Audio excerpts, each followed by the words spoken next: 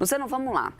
Janeiro de 2026, Copom toma sua primeira decisão de juros para 2026 com um cenário que era totalmente diferente do que a gente tem agora. Temos uma guerra em andamento e com forte impacto inflacionário. Lá em janeiro, o guidance era muito claro. Vamos cortar juros na próxima reunião. A dúvida era sobre a magnitude. Agora, nesse momento, com essa mudança e brusca de cenário, né, nessa situação, o que é que pode pesar mais, o que é que pode custar mais caro para o Copom?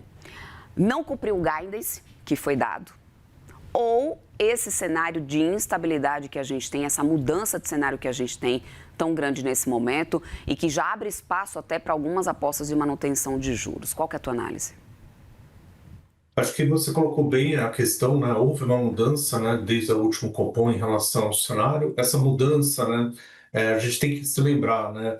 O cenário subjacente ele continua, né, permanecendo, ou seja, a economia tem sinais de moderação, a gente tem, né, uma taxa de juros real muito elevada, a gente vem de um processo de desinflação, né? Então a gente tem um cenário no qual o Banco Central pode seguir, né, a expectativa que ele tinha deixado de corte de juros. A grande mudança, na verdade, é essa incerteza geopolítica que traz para dentro do cenário um choque, que é um choque de oferta, né, um choque no preço do petróleo, que eleva provavelmente as inflações, né, nos horizontes que o Banco Central vai analisar para a tomada de decisão, e aí coloca a decisão de hoje no que a gente chama de um close call, né? O Banco Central pode tanto seguir, né, com essa organização até então que ele tinha dado de que os 50 pontos poderia ser a decisão, como optar por um corte um pouco menor, dado a incerteza que a gente tem agora, né? Então, acho que o Banco Central ele tem agora, nesse momento, dado né, a deterioração que a gente teve com o choque externo, essa discricionariedade para tomar essa decisão, né, sobre o pace, né, do corte de juros. A gente acha que não cortar não parece ser a opção, até porque o cenário, como a gente comentou, subjacente, continua o mesmo, né? Ou seja, as condições para o corte estão lá e a gente tem um juro muito restritivo, como o próprio Banco Central tem chamado a atenção. Agora, se o Copom optar por manter a Selic, você disse que vocês não têm essa visão, mas a gente tem uma fatia ali do mercado, apesar de minoritária, já cogitando essa situação. Se isso ocorre, a gente corre o risco de ficar atrás da curva caso o choque seja temporário, Luciano, porque muito também tem se falado sobre o time, né, dos juros aqui no Brasil. 15% é um juro bastante elevado, que já tem afetado bastante setores, apesar da gente ainda não ter a ancoragem total, né, das expectativas de inflação de juros. Hoje, qual erro seria mais custoso para o Banco Central? Acho que o erro de não cortar e você ter um choque temporário, realmente, ele tem um custo, né, em termos de atividade, em termos de impacto na economia que não é pequeno, né? Você mesmo citou agora, já tem alguns eventos de crédito ocorrendo na economia. Esse é o sintoma, né, dessa política monetária muito restritiva, né? Como chamou a atenção recentemente, né, as próprias declarações dos diretores do Banco Central, a política monetária está muito restritiva. Você fazer alguma diminuição agora, você vai só diminuir um pouco esse grau de restrição e não levar a política monetária para um grau expansionista. Então, tem bastante espaço, né, antes do Banco Central chegar no juro neutro. Por isso que a opção de não fazer agora, ela acaba sendo um erro, principalmente frente a um choque, né, de oferta, que a gente não sabe a persistência dele. Pode ser que daqui a 45 dias, né, a questão esteja resolvida, os preços do petróleo tenham caído e você vai ter passado por esse momento do choque. Então, como o horizonte do Banco Central é 18 meses à frente, eu acho que o Banco Central vai ser sereno, né, e vai ter, né, a percepção de que nesse horizonte tão longo, esse choque provavelmente ele já se dissipou e fica a tendência que o cenário estava mostrando, que é uma tendência de uma economia que está moderando, né, o crescimento, tem impactos aí importantes dos juros na economia, né, nessas questões de crédito. Então, acho que ele vai ser, né, vai olhar para esse balanço de riscos e vai optar por seguir a expectativa que é o corte de juros. Agora, Luciana, a gente tem aí uma novidade, né, um trigger a mais que a gente teve nessa terça-feira, que foi essa possibilidade de greve dos caminhoneiros. A possível greve agora adiciona um risco de choque de oferta doméstica, a gente sabe disso, não seria a primeira vez que isso aconteceria, a gente já tem uma experiência sobre isso, mas esse tipo de evento pontual pode ter peso suficiente para influenciar a decisão de hoje do Comitê de Política Monetária, ou isso tende a ser um ruído de curto prazo e talvez não com nenhuma interferência nesse momento no Comitê de Política Monetária? Acho que seria a segunda opção, seria mais um ruído, porque o Banco Central ele não pode, né, tomar uma decisão baseada num risco que ainda não se materializou, né? O Banco Central ele vai ter que esperar eventualmente que esse choque de oferta, como você colocou, ele se materialize para daí ter uma reação. Contra esse choque, o Banco Central não pode fazer muita coisa no curto prazo, né, porque é um choque de oferta. Então, na verdade, ele tem que olhar os efeitos secundários desse choque. A gente já teve essa experiência no passado. Normalmente, esse choque ele vem com uma desaceleração grande da economia no começo do choque, né, dado a restrição de oferta, a inflação fica mais pressionada, mas na sequência, com a normalização da economia e, né, a normalização da oferta dos produtos, a inflação recua rapidamente. Então, eu acho que o Banco Central ele não deve, nessa reunião, sobrereagir a esse choque, até porque ele não se materializou ainda, e mesmo ele tendo se materializado, ele iria focar mais nos efeitos secundários e provavelmente ele ajustaria mais a questão do ritmo do que necessariamente não fazer o corte de juros nesse momento. Uhum.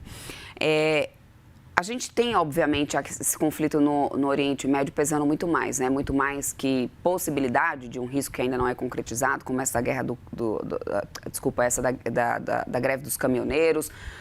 Tem a questão também de desaceleração da economia, como você muito bem pontuou. Mas, a sua visão, o mercado está atribuindo um peso excessivo ao fator da guerra no Oriente Médio, ignorando talvez fundamentos domésticos que podem ser determinantes. Eu te pergunto isso, Luciano, porque a gente tem um fluxo estrangeiro alto para a nossa economia, uma descompressão, inclusive, também em relação ao câmbio, né? Então, eu estou querendo fazer um pouco aqui de advogada do diabo para poder também reconhecer que no cenário local e diante de uma alta do petróleo para um país como o Brasil, um emergente que é um forte produtor, os impactos têm sido um pouco mais moderados dessa guerra, né? Então, qual que deveria ser a real dimensão e relevância que o Banco Central deveria dar para essa questão da guerra no Oriente Médio hoje?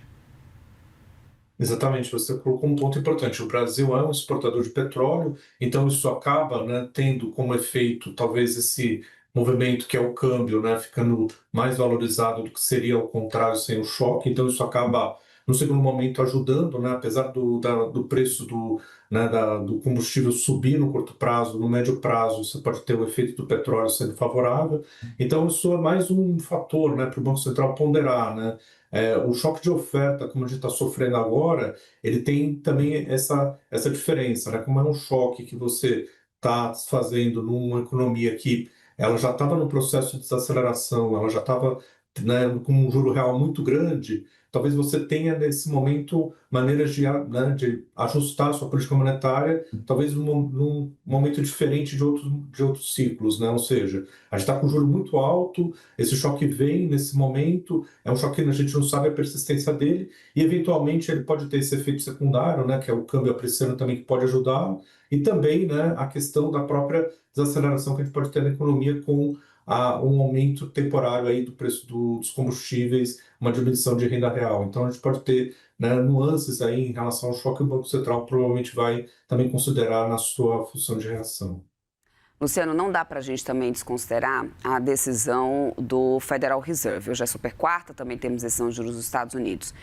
E nessa situação, a gente tem todas as apostas agora mirando o corte de juros por lá somente no final do ano. Ou seja, também cortar de uma maneira muito mais forte os juros aqui no Brasil, isso desfavoreceria a questão do diferencial de juros, a gente sabe bem disso, isso é um ponto também considerado pelo Comitê de Política Monetária.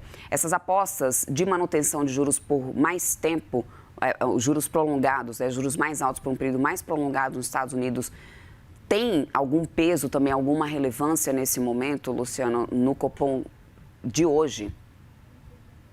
Sim, sempre o diferencial de juros é uma discussão dentro no modelo do Banco Central, né? Você vai ter aí, né, com uma decisão eventualmente de cortar os juros aqui, os juros para lá fora, uma diminuição desse diferencial, mas a gente sabe que esse diferencial ainda continua muito grande, né? Então, ele não deveria ser esse movimento de juros eventual que o Banco Central possa fazer hoje, 25 ou 50 pontos, uma grande mudança nessa tendência. Então, por mais que a gente tenha uma diminuição desse diferencial, e a gente sabe que o Fed, nesse momento, ele vai ficar mais conservador e vai ficar com juros parados por um período um pouco mais longo. A gente sabe também que o Fed já fez os cortes de juros, né? Então o diferencial com relação ao Selic cresceu, na verdade, nos últimos meses, e não vai fazer grande diferença nesse momento você diminuir um pouco esse diferencial olhando o cenário como um todo. Então eu acho que, apesar de ser uma informação a mais aí para o cupom, não é uma informação que restrinja, né, a decisão de hoje. Meu querido, quero agradecer bastante aqui a tua presença, seu tempo conosco. Conversamos aqui com o Luciano Costa, economista-chefe da Monte Bravo. Muito obrigada, boa quarta-feira para você. Até a próxima. Muito obrigado, é sempre um prazer. Até mais.